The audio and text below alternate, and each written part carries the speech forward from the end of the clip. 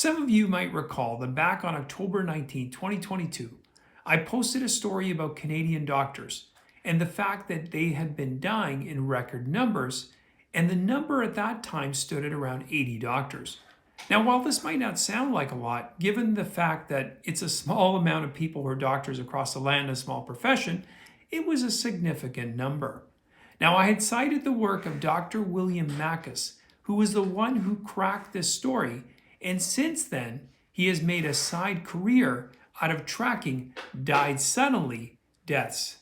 Well, the good doctor recently completed an analysis of Canadian doctor deaths, and he reported two startling conclusions. First, that a whopping 180 Canadian doctors have died suddenly since the vaccines were first rolled out, kind of a coincidence. And second, that Canadian doctor deaths have steadily increased by a remarkable 54% since 2019. Now, I'm certainly not a doctor, but if I were one, I would want to know what's killing my colleagues. Secondly, if I were the government, given the shortage of doctors across this country, I would kind of want to know what's happening as well. I mean, not even a little curiosity? Anyways, here are Dr. Makis' ever-increasing doctor mortality statistics, which even the Canadian Medical Association is also curiously ignoring as well. 2019, 463 doctor deaths, all ages across the board. 2020, 542. That's a 17% increase over 2019. 2021, 618. That's a 33% over 2019. And 2022, 714. Now that's a 54% increase over 2019. However, Dr. Makis didn't stop there. He also pointed out some other very interesting statistics.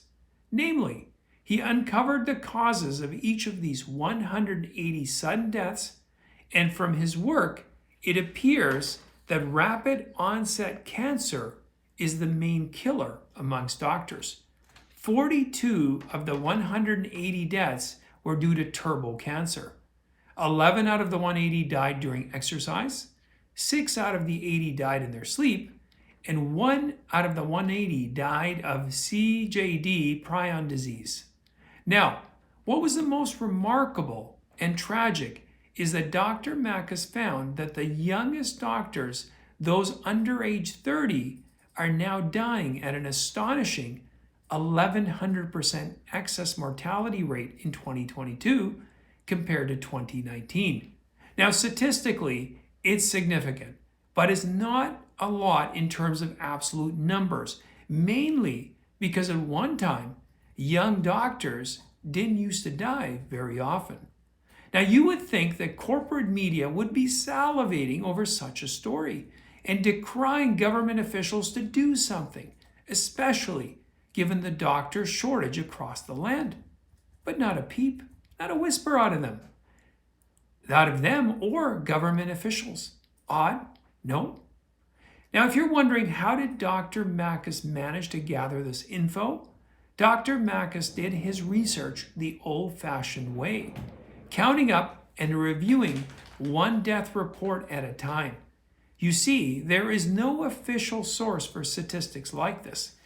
In his LinkedIn Substack, and you need a subscription for it, Dr. Makis methodically lists all 180 sudden doctor deaths with cause of death and biographical information for each and every case, making it extra hard to argue or dispute what he's going to say. Now, with these numbers, the remaining Canadian doctors can and should, in my opinion, push an agency like the Canadian Medical Association to take a formal position, or at the very least, investigate the increased mortality amongst their colleagues. I mean, these folks are committed to saving lives. And in the interest of self-preservation, I would think they would want to start with their own, no? Now, if the CMA won't do it, they should stage a walkout. Given the doctors' shortage across the land, I'm sure that would get the government's attention immediately.